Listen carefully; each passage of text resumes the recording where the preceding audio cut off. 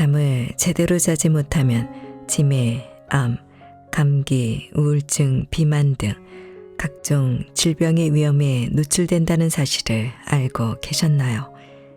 잠만 잘 자도 뇌와 몸 전체가 회복되고 면역력이 높아져 병에 걸리지 않는다는 사실이 믿어지시나요?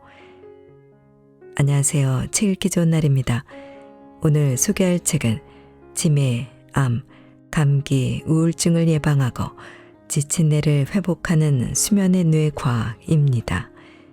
이 책은 왜 우리는 잠을 자야 하는가라는 질문에서 출발해 불면증, 수면무호흡, 만성피로 등 현대인이 겪는 다양한 수면 문제의 원인을 뇌과학적으로 설명하고 회복을 위한 실천 전략을 함께 제시합니다. 많은 사람들이 잠들 타이밍을 놓치면 밤새 못 잔다는 오해로 불안해하지만 이 책은 수면과 각성은 조절 가능한 시스템이며 수면은 누구나 훈련할 수 있는 기술이라고 말합니다. 루틴 설정, 수면 환경 정비, 수면 다운 검사까지 지금 바로 따라할 수 있는 구체적인 수면 전략도 담겨 있습니다. 그렇다면 당신의 수면은 왜 회복되지 않는 걸까요? 그리고 면역력을 높이고 질병에서 벗어나기 위해 지금 우리는 수면에 대해 무엇을 배워야 할까요? 자, 그럼 지금부터 잠시 책 속으로 들어가 보겠습니다. 오늘도 책 읽기 좋은 날과 함께 좋은 시간 보내세요. 구독, 좋아요, 사랑합니다.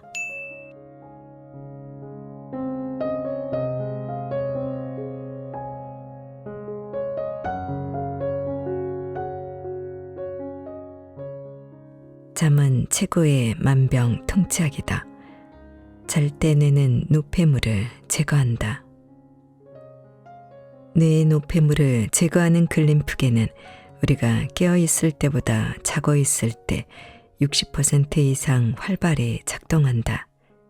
놀랍지 않은가? 뇌에서 노폐물을 퍼내는 시스템은 자고 있을 때 훨씬 더 활발하게 돌아간다고 한다.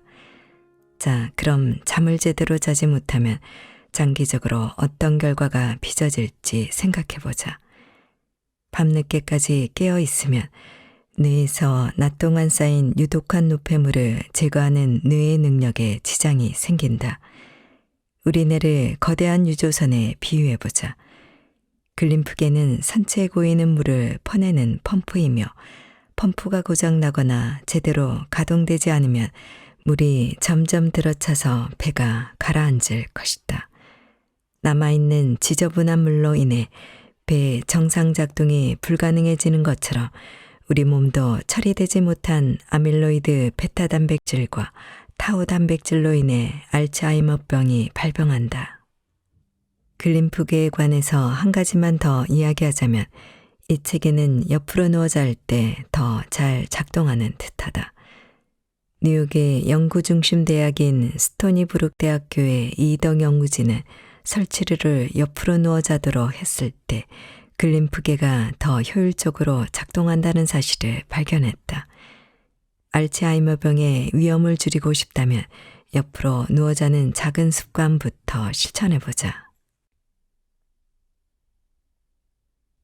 잠이 부족하면 심장이 망가진다. 수면의 질 저하는 심장과 순환계에 가장 심각한 피해를 입힌다. 수면의 질이 낮으면 심근경색, 고혈압, 심장기능 상실, 뇌졸중 위험이 증가한다는 연구는 이루 헤아릴 수 없이 많다. 이런 연구는 대부분 수면 무호흡증, 즉 상기도가 눌려서 자다가 숨을 쉴 수 없게 되는 증상에 초점을 맞추고 있다. 그러나 최근에는 수면무호흡증뿐만 아니라 자다가 깨게 만드는 모든 증상이 혈압을 높일 수 있다는 연구 결과도 나왔다.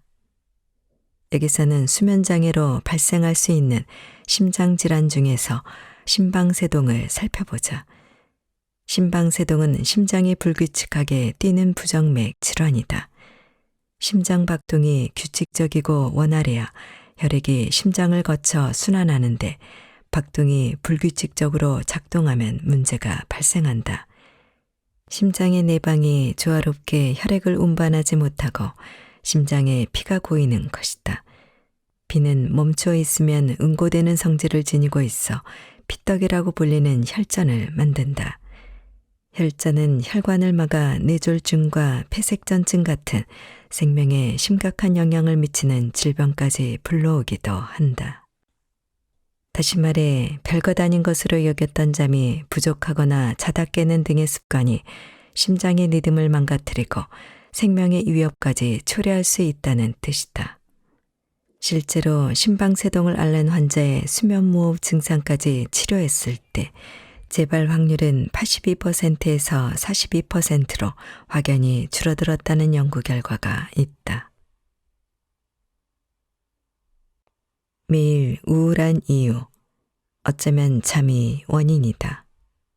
질 낮은 수면, 심장기능 상실, 알츠하이머병, 좋아하는 청바지가 더 이상 맞지 않게 되는 현상까지 이 모든 이야기는 들으면 들을수록 우리를 울적하게 만든다.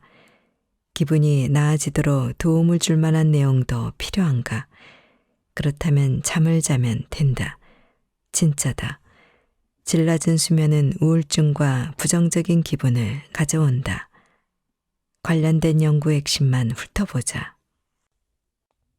질 낮은 수면은 기분을 망칠 뿐만 아니라 우울증 및 불안 악화와도 관련이 있다. 그래서 일부 정신건강 전문가들은 환자에게 수면장애 징후가 보이지 않는다면 우울증이라는 진단을 아예 내리지 않기도 한다. 원인이 무엇이든 간에 밤에 자주 깨면 기분이 나빠지고 부정적인 생각이 심해진다.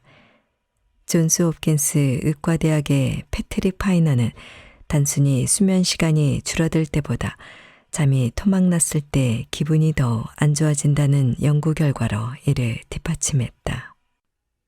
하루주기 리듬 장애는 우울증을 비롯한 다른 기분 장애와 관련이 있을 때가 많다. 잠자리에서 오래 미적거리느라 일상활동이 줄어들면 수면 각성 주기가 뒤죽박죽이 되기 때문이다. 수면무호흡증을 앓는 이들은 의례 우울증도 함께 앓는데 이는 수면무호흡증을 치료하면 우울증 발병률이 감소한다는 연구 결과로 증명된다. 웨스턴 오스트레일리아 대학교의 데이비드 힐먼 연구진이 수면무호흡증을 치료해서 우울증 발병률을 73%에서 무려 4%로 떨어뜨린 연구가 그것이다. 양극성 장애 환자도 심각한 수면 문제를 동반한다. 조중사파가 오래 이어지면 환자는 아예 잠을 못 이루기도 한다. 우울사파 역시 수면의 질 저하, 과다 수면, 수면 시간 교란 위험을 수반한다는 결과도 있다. 불규칙한 수면이 암을 초래한다. 수면 장애와 암의 연관성은 최근에서야 드러나고 있다. 질 낮은 수면이 다양한 암과 관련이 있다는 증거가 속속 밝혀지고 있으며 특히 유방암과 가장 강력한 연관성이 있는 듯 보인다. 주야간 교대 근무와 수면 부족 같은 수면 교란이 유방암의 잠재적 발병인자로 작용하는 것이다. 워싱턴 대학교 공중보건대학 교수 어멘다 핍스도 유방암 진단을 받기 전에 환자의 수면 상태가 치료 결과를 예측하는 지표로 쓰인다고 말했다. 2007년 세계보건기구는 교대 근무 페인트 칠 소방의 바람성이라는 제목의 연구 보고서를 냈는데 암을 유발한다는 관점에서 묶인 3가지 요인 중 교대 근무는 맨 처음에 자리하고 있다.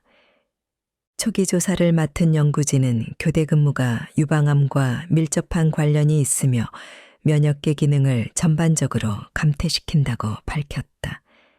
여기서 한 발 더 나아가 세계보건기구 산하국제암연구기관은 교대 근무에 관한 후속 연구를 토대로 교대 근무를 발암 추정 물질, 즉 EA군 발암물질로 분류했다.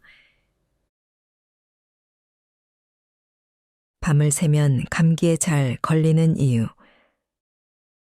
어서 자렴, 그러다 병난다. 대개 성장기의 아이는 부모로부터 이런 말을 지겹게 듣는다.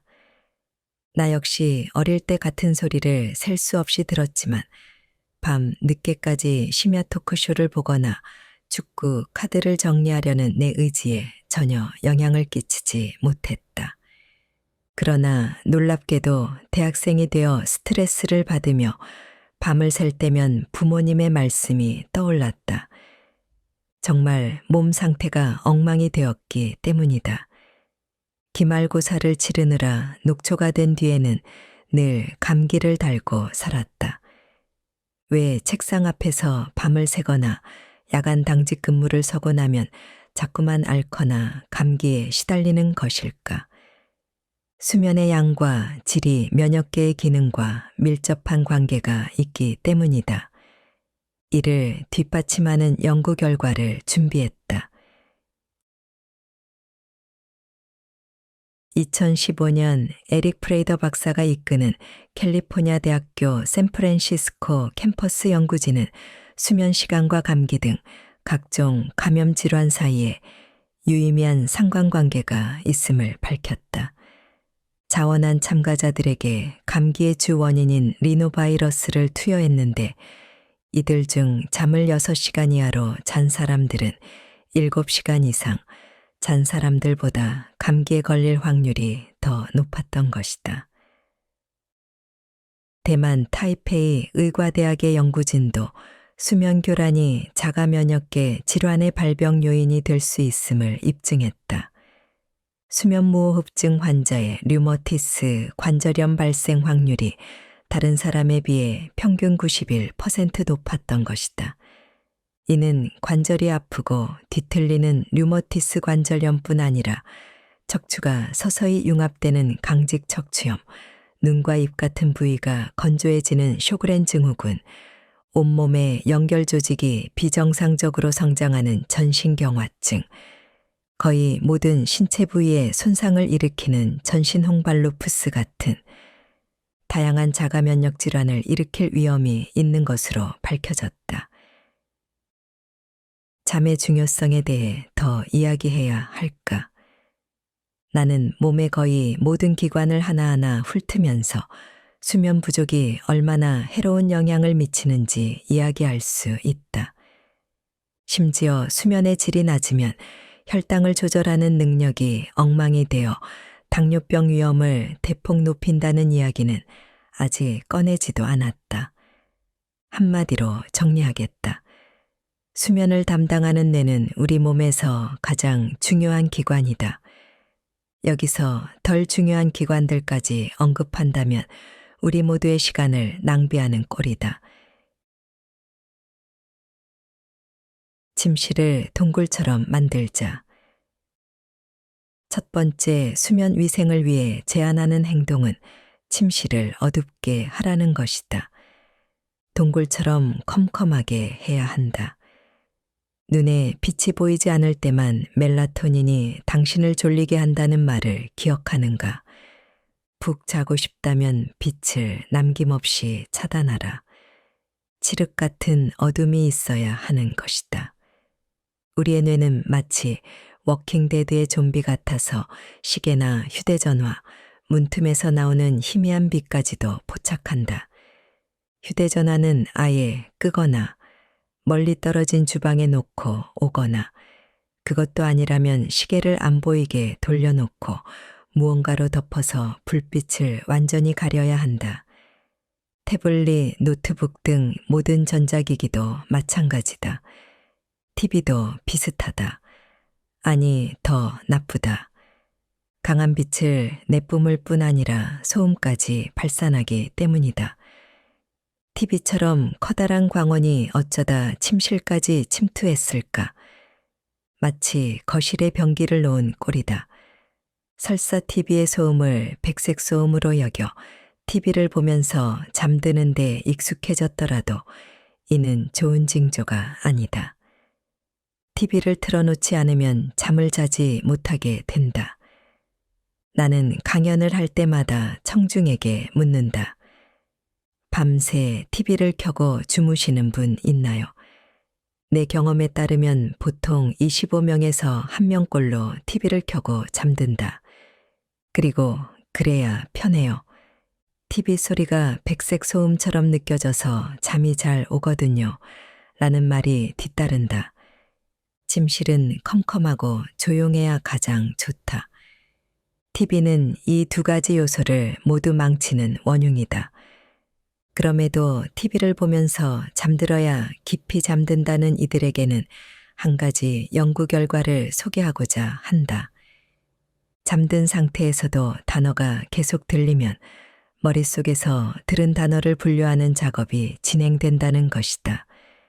뇌는 잠을 잘 때 노폐물을 제거하고 회복하는데 다른 일을 하느라 전혀 그럴 수 없다는 뜻이다. 부디 TV를 꺼라. 드라마 대사와 CM송을 자는 동안 들어야 할 이유는 없다. 특히 교대 근무 등으로 낮에 잠을 자야 하는 사람이라면 빛을 차단하는 일이 더욱 중요하다. 빛을 완전히 없앨 수 없다면 안대를 이용해서 눈에 들어오는 빛을 모두 차단하자. 평소 사용해보고 괜찮게 여긴 제품이 있다면 여러 개를 사서 여행 가방에도 꼭 넣어두라. 안대는 작고 가벼워서 휴대하기에도 좋다. 수건으로 눈을 가려도 되고 그것도 없다면 팔로 눈을 가려도 된다. 정리하면 희미한 불빛이라도 당신의 수면에 큰 위협이 된다. 또한 잠자기 전에는 되도록 휴대전화나 전자기기를 사용하지 않는 것이 좋다. 하버드 의과대학의 수면 전문가 찰스 체이슬러는 밤에 잠자기 전에 전자책을 읽은 사람이 간접 조명 아래에서 종이책을 읽은 사람보다 잠드는데 평균 10분이 더 걸렸다는 연구 결과를 내놓았다. 뿐만 아니라 렘 수면 시간도 더 짧았다. 저녁 늦게까지 빛에 노출되면 하루 주기 리듬과 수면에 부정적인 영향이 미칠 수 있는 것이다. 전자기기를 써야 한다면 블루라이트를 차단하는 기능을 사용하거나 블루라이트 차단 안경을 쓰자. 잘 시간이 가까워지면 실내 조명도 어스름하게 유지해야 한다. 나에게 딱 맞는 침구와 잠옷을 준비하자. 두 번째로 정비해야 할 것은 매트리스와 이불, 베개 등의 침구다. 환자들은 종종 어떤 매트리스를 써야 좋은지 묻는데 이에 일괄적으로 답변하기는 어렵다. 사람마다 편안하게 느끼는 정도가 다르기 때문이다. 나는 단단한 매트리스를 선호하지만 부드러운 것을 편안하게 느끼는 이들도 있다. 혹은 물침대처럼 더 물컹한 느낌을 좋아하는 이들도 있다. 때문에 자기가 편안하게 느끼는 매트리스를 선택하는 게 좋다. 눕기만 하면 꿀잠을 잘 수 있을 것처럼 광고하는 침구에 혹하여 쓸데없는 돈을 쓰지 말고 자신의 느낌을 믿는 게 중요하다. 현란한 기능보다 내가 느끼는 편안함이 제일 중요하다. 침구도 중요하다. 기껏 편안한 침대를 사놓고 거슬리는 이불을 덮는 것만큼 웃긴 일도 없다. 매트리스뿐 아니라 이불도 신경 써야 한다. 가늘고 부드러운 천으로 만든 이불이나 아늑한 캐시미어 담요 혹은 거위 솜털 이불처럼 값이 좀 나가도 가볍고 포근한 이불을 구입하자. 물론 무거운 이불을 덮고 자야 안정감을 느끼는 사람도 있을 테니 무엇보다 자기 취향이 가장 우선적으로 고려해야 한다. 베개는 침구보다 조금 더 신중하게 골라야 한다. 어릴 때부터 쓴 베개를 성인이 되어서도 별 생각 없이 쓰는 경우가 많은데 시간을 들여 자신에게 가장 잘 맞는 베개를 찾아보길 권한다. 이 베개, 저 베개를 며칠씩 사용해보고 가장 마음에 드는 것을 고르는 실험을 해보자. 베개의 속재료는 털, 솜, 메밀, 메모리폼, 마이크로파이버까지 다양하다. 원하는 두께로 속을 채울 수 있도록 라텍스 조각을 넣을 수 있는 베개도 있다. 메모리 폼 베개는 목과 척추를 받치는 데 좋지만 열을 가두는 성질이 있어 더위에 민감한 사람에게는 적당하지 않다. 거위털 베개는 가볍고 부드럽지만 시간이 흐를수록 납작해진다는 단점이 있다. 또 알레르기가 있다면 좋은 선택지가 아니다. 잠옷도 침구처럼 편안해야 한다. 잠자리에 들 때는 너무 껴입기보다는 가볍게 입는 편을 추천한다. 몸을 갑갑하게 하지 말고 차라리 추우면 이불을 더 덮는 편이 좋다. 침구가 준비되었다면 마지막으로 침실의 벽시계를 조용한 시계로 바꾸자. 요즘에는 무소음 벽시계를 쉽게 구할 수 있다. LED 시계는 불빛이 너무 세서 권하지 않는다. 자다가 몇 시인지 확인하는 일은 하지 않는다. 밤에 깨서 잠깐 화장실을 가는 정도는 괜찮지만 시간을 확인하는 행동은 불안을 가져온다. 만약 알람이 울리기 전에 깬다면 시계를 보지 말고 아직 잘 시간이라고 생각하고 다시 잠을 청하자. 여기까지 잘 따라왔다면 당신이 만든 수면 동굴은 꽤 괜찮을 것이다. 새로운 매트리스와 이불, 완벽한 베개도 준비했고 불빛이 없는 조용한 시계도 있고 부드럽고 편안한 잠옷도 입었다. 기분이 어떤가? 너무나 흡족해서 잠에 대한 기대감이 차오르지 않는가? 그렇다면 더할 나위 없이 좋다. 때론 침실을 생각할 때 따라오는 부정적인 감정이 수면의 가장 큰 장애물이 되기 때문이다. 때로는 혼자 잘 필요도 있다. 만약 당신이 누군가와 함께 산다면 아직 해결해야 할 문제가 남았다. 바로 함께 잠을 자는 사람 말이다. 배우자 외에 아이와 반려동물까지 있다고. 그렇다면 상황은 더 까다롭다. 잠자리를 함께하는 배우자가 수면의 문제를 불러오는 일은 적지 않다. 심한 코골이를 하거나 잠버릇이 심해서 자다가 발길질을 하기도 한다. 같은 이불을 덮는다면 이불을 둘둘 말고 자는 습관 때문에 당신을 새벽에 오들오들 떨게 만들기도 한다. 혹은 알람을 너무 이른 시간으로 설정해서 원치 않는 시간에 눈이 떠지게 할 수도 있다. 또는 자는 시간이 달라서 당신이 잠을 청하려고 할 때 불을 환하게 켜고 책을 읽을지도 모른다. 이와 같이 수면의 리듬을 엉망으로 만드는 상황이 계속된다면 나는 진료실에서 때로는 부부가 따로 자는 것도 좋다고 설득하느라 상당한 시간을 보낸다. 환자들의 이해를 돕기 위해 나는 이것을 잠휴가라고 설명한다. 비용은 전혀 들지 않지만 휴가와 마찬가지로 기존의 수면 환경, 즉 수면 동반자에게서 벗어나 지친 심신을 재충전할 수 있게 해주기 때문이다. 설득이 되어 따로 자기로 결심한 부부에게는 여러 가지 대안을 제시한다. 같이 누워 있다가 불을 끄면 서로 다른 방으로 들어가는 방법부터 따로 자는 날을 정해두어 밤마다 어디에서 잘지 정하면서 미안함을 느끼지 않는 방법까지 다양하다. 정답은 없기 때문에 시험 삼아 일정 기간을 정해 여러 가지 방법을 적용해 보면서 문제를 해결하면 된다. 그렇게 하다 보면 어떤 경우에는 배우자의 수면 습관이 문제가 아니라 실은 자신의 수면 습관이 문제였다는 것을 발견할 때도 있다. 이런 방법은 함께 자는 반려동물에게도 적용할 수 있다. 나는 반려동물을 침실에 들이지 않는 편이 낫다고 생각한다. 물론 반려동물과 함께 자면서도 숙면을 취할 수 있다면 괜찮다. 하지만 수면에 문제가 있는데 혹시나 반려동물 때문일까 하는 의구심이 조금이라도 든다면 반려동물은 침실 밖으로 내보내야 한다. 불면증은 오로지 두려움의 문제다. 나는 수면이라는 한정적이고 작은 주제를 다루면서 긴 시간을 보낸 덕분에 다양한 환자를 만나고 뛰어난 수면 전문의로부터 배움을 얻고 동료의 연구를 살펴볼 기회도 많이 있었다.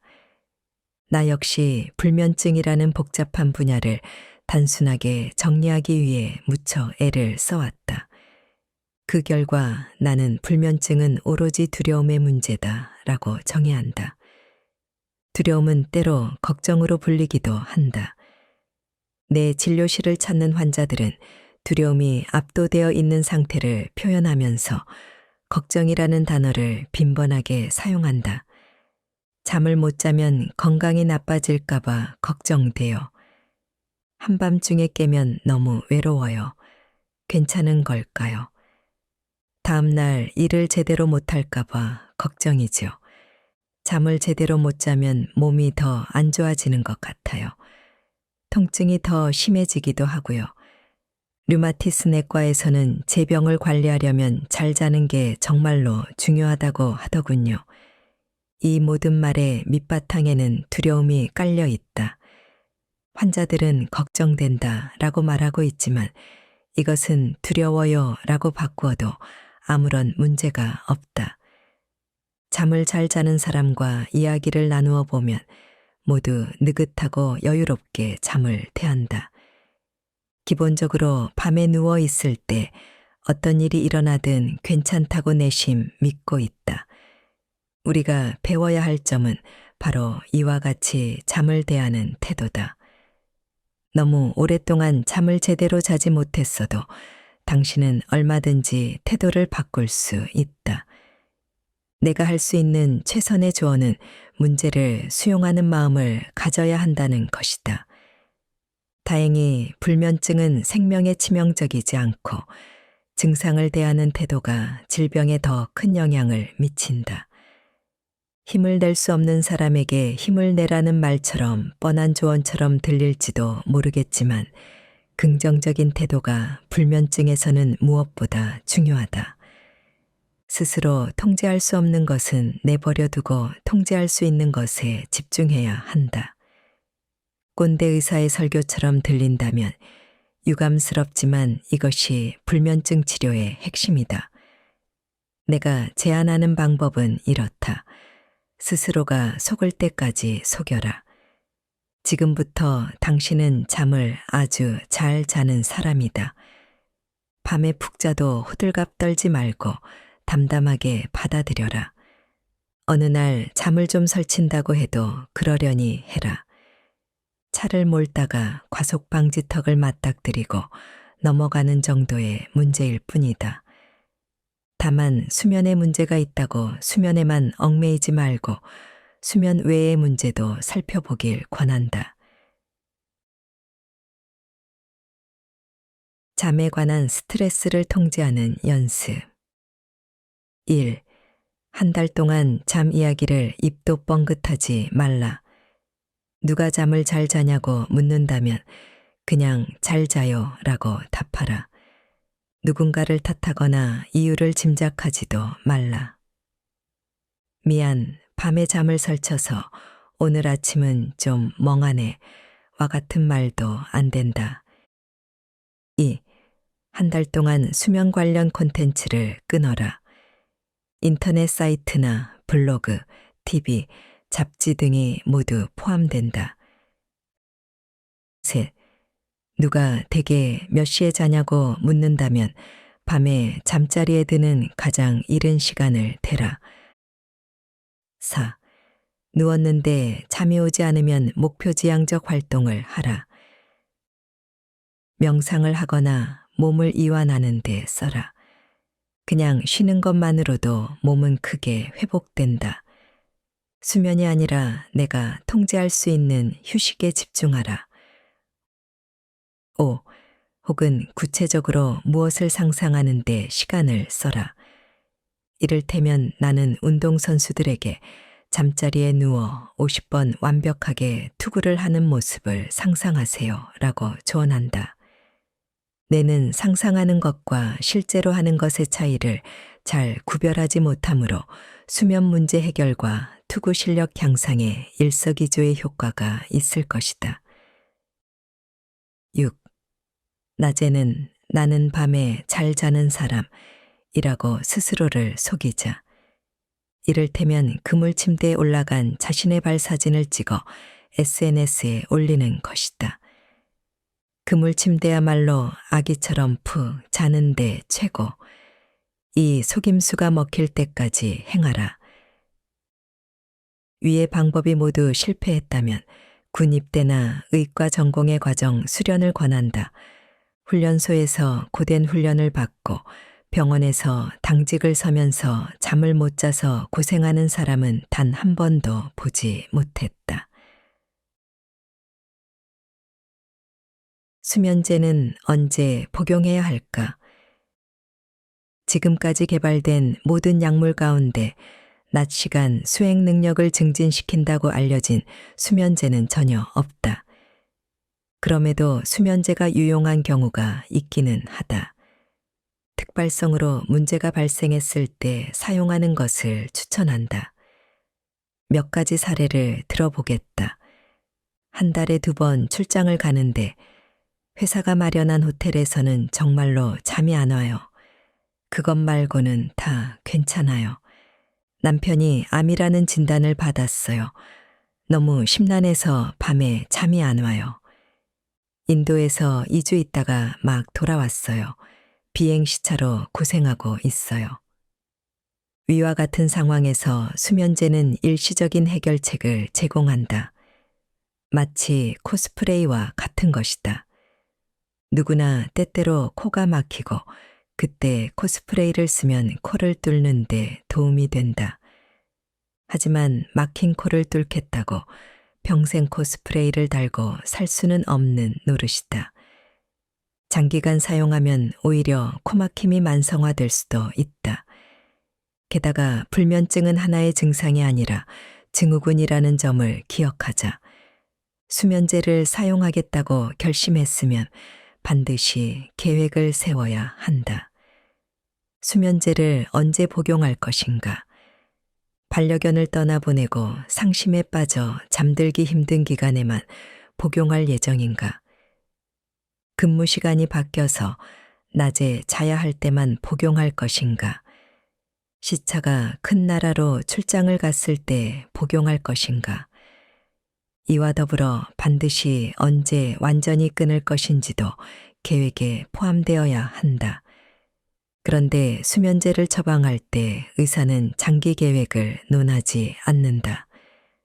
다른 질병은 장기적으로 보고 치료 계획을 세우는 것에 반해 유독 수면 문제는 예외다. 그렇다면 정말로 수면제가 필요할 때는 언제일까? 명확한 스트레스 상황.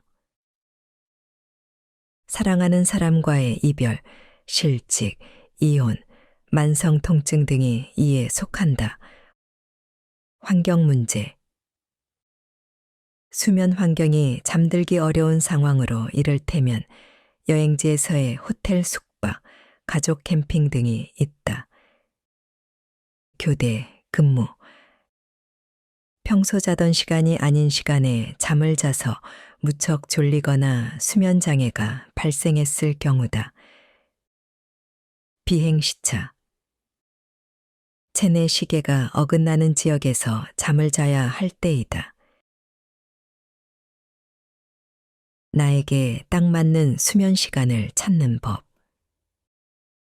여기서 자신에게 딱 맞는 수면 시간을 찾는 법을 소개하고자 한다. 나는 이것을 수면 아이스 버킷 챌린지라고 부른다. 먼저 기상 시각을 정한 뒤 시계를 여러 개 준비해서 기상 시각에 알람을 맞춘다.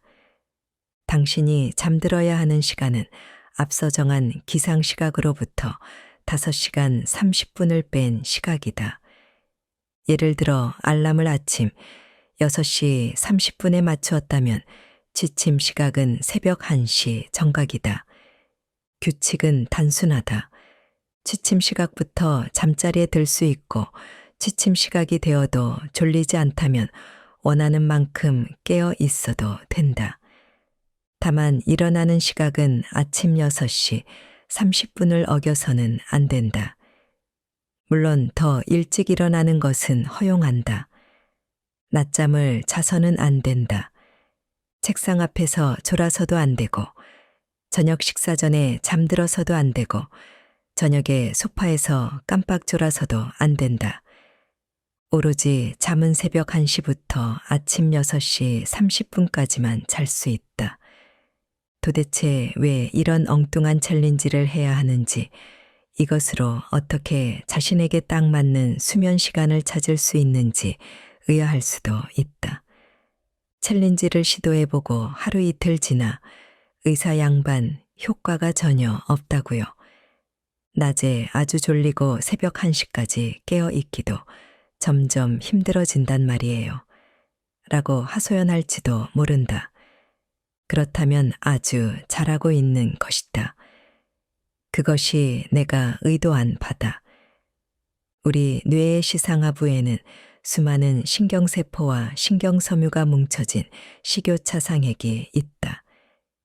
식교차상액은 시간기록원으로 불리며 몸이 하는 거의 모든 일을 시간에 맞춰 진행되도록 한다. 언제 졸리고 언제 깨어 있을지 결정하는 것뿐 아니라 체온 변화도 조절한다. 식교차상액이 평소 따르던 시간표를 버리고 다른 시간표에 적응하게 하려면 시간이 필요한 법이다. 수면 아이스 버킷 챌린지를 해서 하루아침에 결과가 나오지 않는다고 낙심하지 말기를 바란다.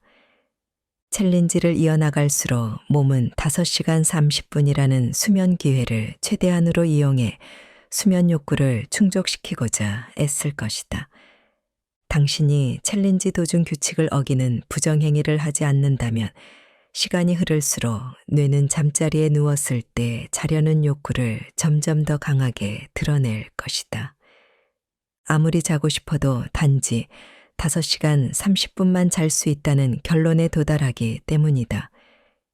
그리고 당신은 더 깊게 잠들게 된다. 수면의 양이 부족한 상황을 보완하려면 수면의 질을 늘리는 수밖에 없기 때문이다. 대개 잠들기 어려워하고 자주 깨는 환자들에게 제시하는 치료법이다. 그런데 수면 문제를 해결하기 위해 일시적으로 잠자리에서 보내는 시간을 줄여야 한다고 말하면 환자들은 깜짝 놀란다. 수면제 처방을 받지 못해서 불만스럽게 진료실을 떠나는 이들도 있다. 나는 단기적으로 고통을 견디면 장기적으로 밤잠을 푹 자는 혜택을 누릴 것이라고 장담한다. 하루 종일 맑은 정신으로 생활하려면 실제로 얼마나 자야 하는지도 알게 될 것이다. 이윽고 잠들거나 잠을 유지하기 어렵다는 걱정은 과거의 일이 된다. 누워서 잠드는데 약이나 긴장 완화, 멜라토닌도 필요 없다. 이제 남은 문제는 낮 동안 깨어 있는 것이다. 걱정할 필요 없다. 해결책은 간단하다. 기상 시각은 아침 6시 30분으로 유지한 채 취침 시각을 새벽 1시에서 12시 45분으로 당기자. 그러면 매일 밤 15분을 더 자게 된다. 일주일로 치면 약 2시간이다. 만일 그것만으로 낮에 지나치게 졸리는 문제가 해결된다면 완벽히 다 끝났다. 당신의 생애 그 시점에서는 하루 5시간 45분이 당신에게 적정 수면 시간이다. 그러나 15분을 조정하는 것만으로 낮 시간에 지나친 졸음이 사라지지 않을 수도 있다. 그렇다면 취침 시각을 더 당겨야 한다. 명심하자. 기상 시각이 아니다. 잠자리에 누웠을 때 약 15분 이내에 잠에 들거나 다음날 졸리지 않을 때까지 취침 시각을 조정한다. 다만 여기서 든 예시의 수치와 달리 하루 6시간 미만으로 자면서 살아갈 수 있는 사람은 아주 드물다. 수면 제한 요법을 거친 환자들의 데이터를 취합해 보면 대개 6시간 30분에서 7시간 정도가 적정 수면 시간인 듯하다. 또한 수면 욕구는 사람마다 다르고 그 욕구는 일생 동안 계속해서 달라진다. 키포인트. 잠을 푹 자기 위해서는 취침 시각보다 기상 시각을 일정하게 지켜야 한다. 모두에게 딱 맞는 최적의 수면 시간은 없다. 매일 밤 몇 시간을 자야 한다는 평균의 함정에 빠지지 말고 스스로 최적의 수면 시간을 찾아라. 수면 문제를 해결하려면 수면 시간을 줄여야 한다. 수면의 양이 부족한 상황을 만들면 내가 수면의 질을 늘릴 수밖에 없다. 이를 수면 제한요법이라고 부른다. 아침형 인간이 수면에 더 좋은 것은 아니다. 아침형 인간과 저녁형 인간은 그 자체로는 아무런 문제가 없다. 다만 저녁형 인간이라도 항상 기상 시각은 일정해야 한다. 또한 어느 쪽이든 만약 학교나 회사 등 일정에 맞추어 수면 시간을 조정하기 어렵다면 문제로 본다. 교대 근무는 수면 문제뿐 아니라 건강, 일상생활, 직업 안정성에도 영향을 미친다.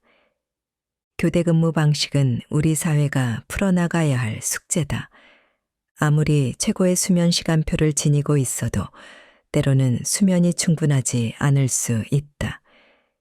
그럴 때 필요한 것이 바로 낮잠이다.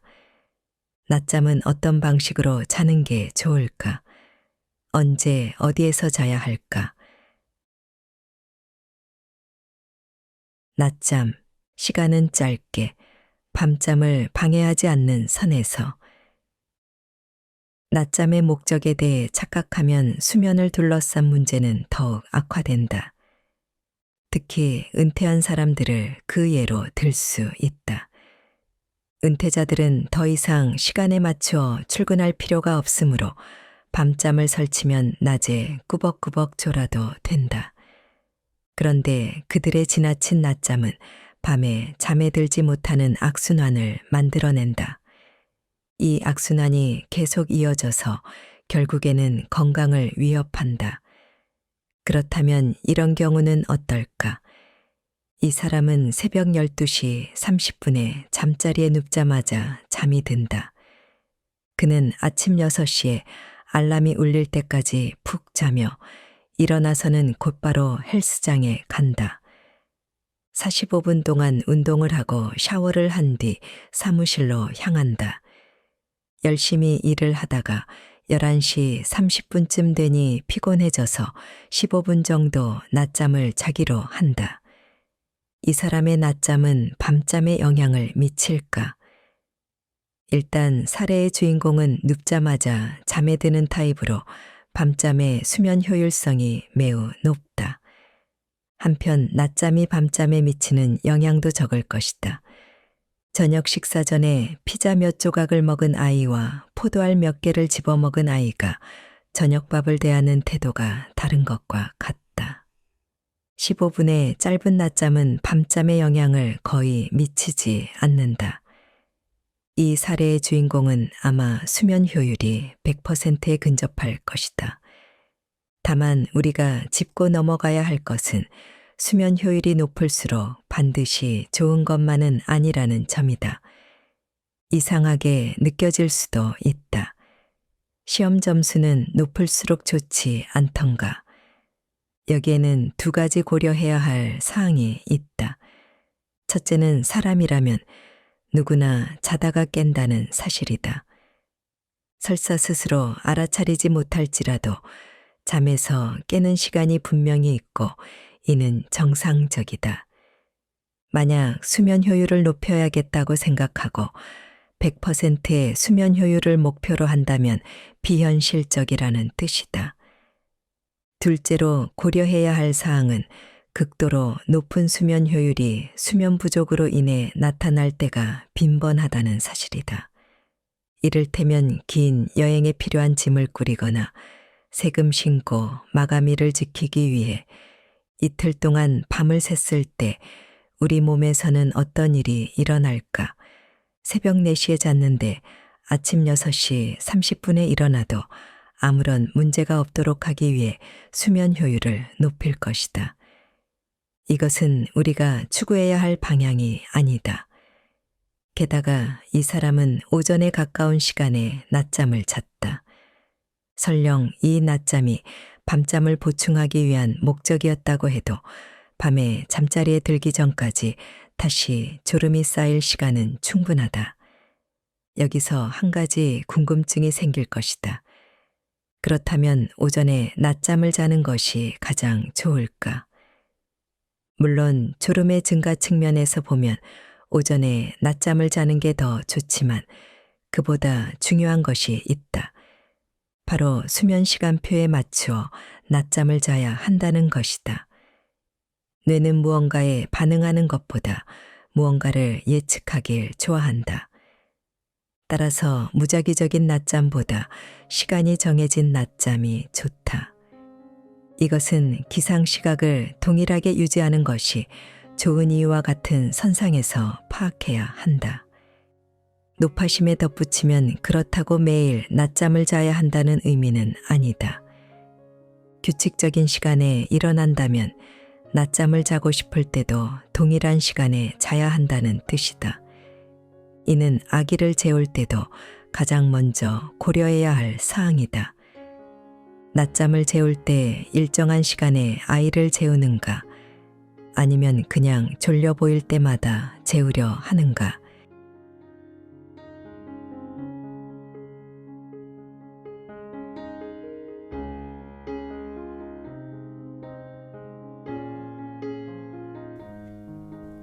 책 읽기 좋은 날 오늘은 여기까지입니다. 안전하고 포근한 시간 되세요. 사랑합니다.